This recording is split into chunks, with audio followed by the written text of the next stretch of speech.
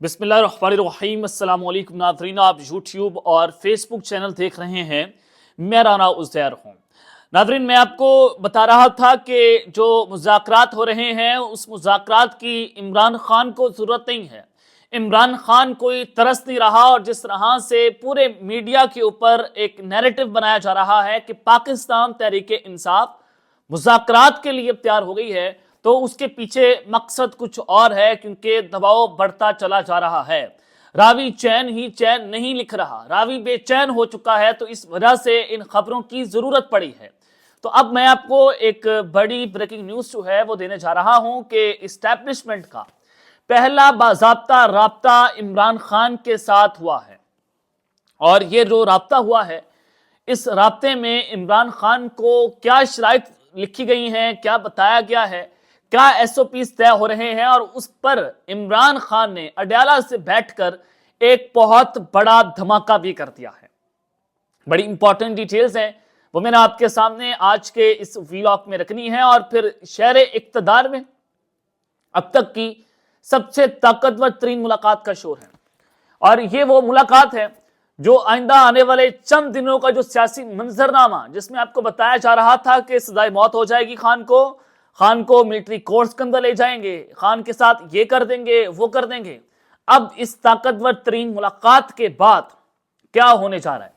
पाकिस्तान तहरीक इंसाफ ने अपना मुसव्वदा तैयार कर लिया है कानूनी जंग के लिए। इस वक्त पीटीआई ने सबको लताड़ कर रख दिया है। बड़ी इंपॉर्टेंट डिटेल्स हैं, बहुत आम खबरें जो आपके सामने आज के इस व्लॉग में रखनी है। लेकिन आगे बढ़ने से पहले आप सबसे दरख्वास्त के चैनल को जरूर सब्सक्राइब कर लें, बेल आइकन को दबा दें, आने वाली तमाम तर अपडेट्स आपकी खिदमत में बर वक्त पेश होती रहें। नाज़रीन, सबसे पहली खबर तो आप सुन लें 26वीं आईनी तरमीम के हवाले से कि बहुत सारी दरख्वास्तें जनाब वहां पर डाली गई सुप्रीम कोर्ट ऑफ पाकिस्तान में। 2 दर्जन से ज्यादा दरख्वास्त, और इस पर जस्टिस मंसूर अली शाह ने चीफ जस्टिस जायशा अफरीदी को एक खत भी लिखा था, जिसमें उन्होंने कहा था कि जनाब जो दरख्वास्तें हैं आप इनको जल्दी से टेकअप करें, इस पर फुल कोर्ट बनाया जाए, ताकि 26वीं आईनी तरमीम के जरिए जुडिशल कमीशन बनाया गया है, जो आईनी बेंच बने हैं, चीफ जस्टिस साहब खुद इसके बाद बने हैं, और फिर जजेस की तैनाती जो है उनके रूल्स तो वाज़ेह हो जाएं, हमें पता तो चल जाए कि ये ना हो कल को 26वीं तरमीम उड़ जाए और पूरे का पूरा सेटअप और जो पूरे का पूरा स्ट्रक्चर जो इस पर ऊपर खड़ा हुआ है वो जनाब बढ़ जाए। तो अब यह खबर है कि 26वीं आईनी तरमीम के खिलाफ जो दायर तमाम दरख्वास्तें हैं उसको डायरी नंबर सुप्रीम कोर्ट ने अलॉट कर दिया है। 26वीं तरमीम के खिलाफ 12 से ज्यादा दरख्वास्तें सुप्रीम कोर्ट में दायर की गई थी। Balochistan bar council, Balochistan high court bar association की तरफ से दायर दरख्वास्तों को भी नंबर लगा दिया गया है, और बलूचिस्तान बार काउंसिल की तरफ से दायर दरख्वास्त को 49/24 और बलूचिस्तान हाई कोर्ट बार की दरख्वास्त को 50/24 नंबर लगाया गया, और जमात इस्लामी की 26वीं आईनी तरमीम के खिलाफ दरख्वास्त को भी नंबर अलॉट कर दिया गया है, और रजिस्ट्रार ऑफिस ने 12 दरख्वास्तों को नंबर अलॉट किया है। सवाल ये पैदा होता है कि जनाब जो आइंदा हफ्ते हो सकता है ये समाअत के लिए मुकर्रर हो जाए, लेकिन ये जो दरख्वास्तें हैं क्या आईनी बेंच सुनेगा? और वो आईनी बेंच जो 26वीं तरमीम के खिलाफ के बाद जो है वो बना है, जस्टिस अमीनुद्दीन उसके बड़े बेनिफिशरी हैं, क्या वो इस आईनी बेंच के खिलाफ समाअत करने की पोजीशन के अंदर मौजूद है? क्या ये इतना क्रेडिबल बेंच बन जाएगा? इसका जवाब है नहीं। अब सवाल ये है कि क्या वहां पर लगता है तो फिर क्या होगा?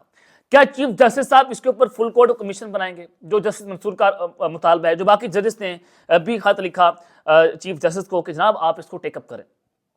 ये अहम बात है। क्या इसको जुडिशल कमीशन के अंदर भेजा जाएगा?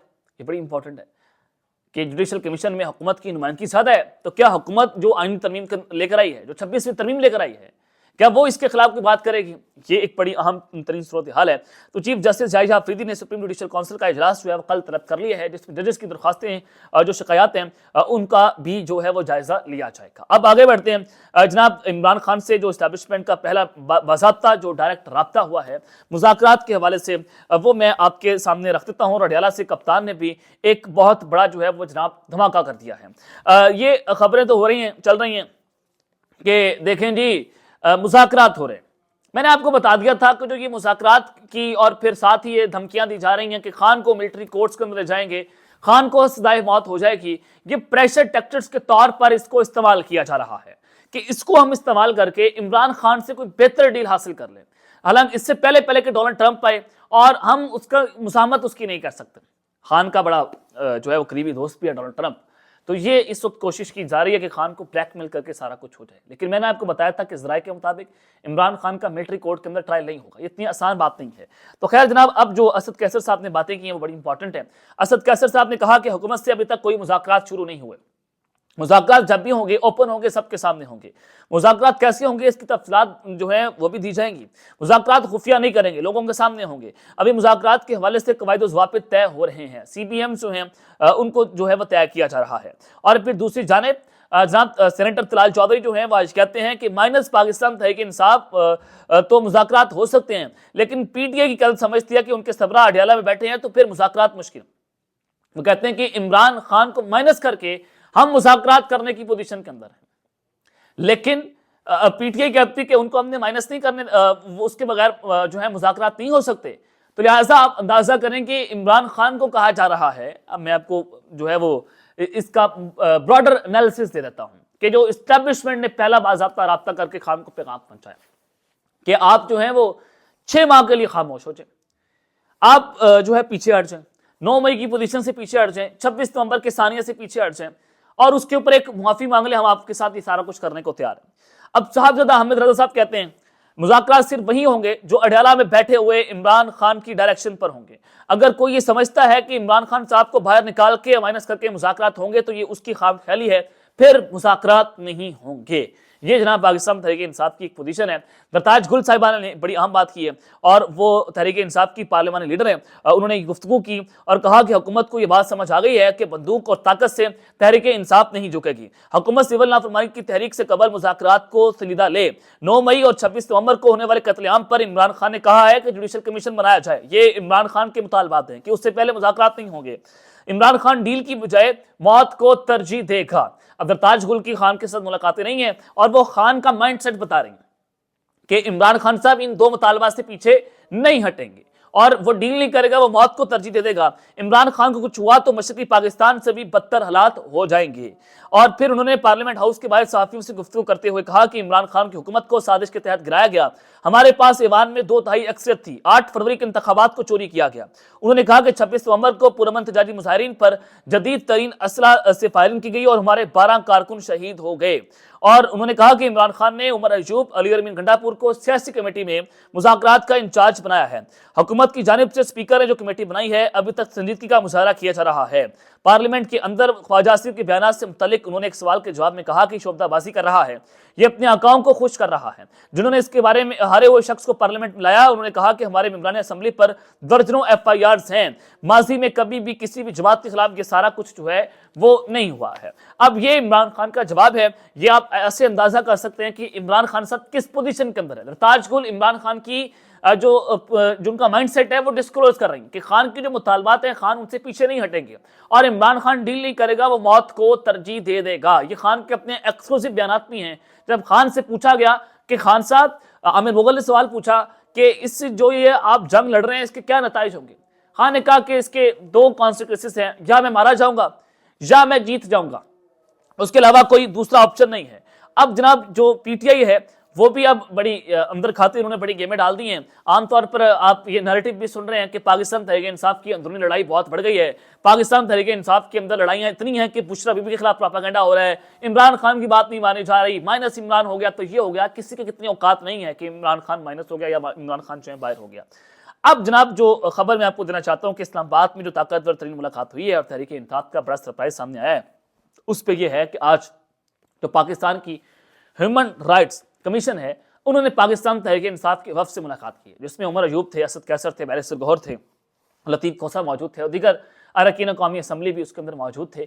یہ human rights commission of Pakistan کی پی ٹی آئی کے ساتھ ملاقات، اور اس ملاقات کے اندر عمر ایوب صاحب نے مکمل بریفنگ دی، بتایا کہ ثانیہ 26 نومبر کے اندر سارا کچھ کیسے ہوا. عمر ایوب صاحب نے بتایا کہ اس کے اندر ایک مخصوص فیکٹری کے جو اسلحہ اس کا استعمال ہوا، اس میں امریکن اسلحہ استعمال ہوا. اس میں پاکستان تحریک انصاف کی پوزیشن یہ ہے کہ ہمارے 200 کارکن جو ہیں وہ جناب شہید لاپتہ ہیں. اور دوسرا یہ کہ عادل بزئی جو ہے ان کے حوالے سے انہوں نے بتایا کہ عادل بزئی نے خود بتایا کہ میرا 1 لاکھ کا پلازا جو ہے وہ گرایا گیا، 26 ترمیم پر مجھے ووٹ ڈالنے کے لیے زد و کوب کیا گیا اور قومی اسمبلی کی نشست جو ہے وہ چھینی گئی. اس ملاقات کے اندر ह्यूमन राइट्स कमीशन को पाकिस्तान तहरीक इंसाफ ने मुकम्मल ब्रीफिंग दी है।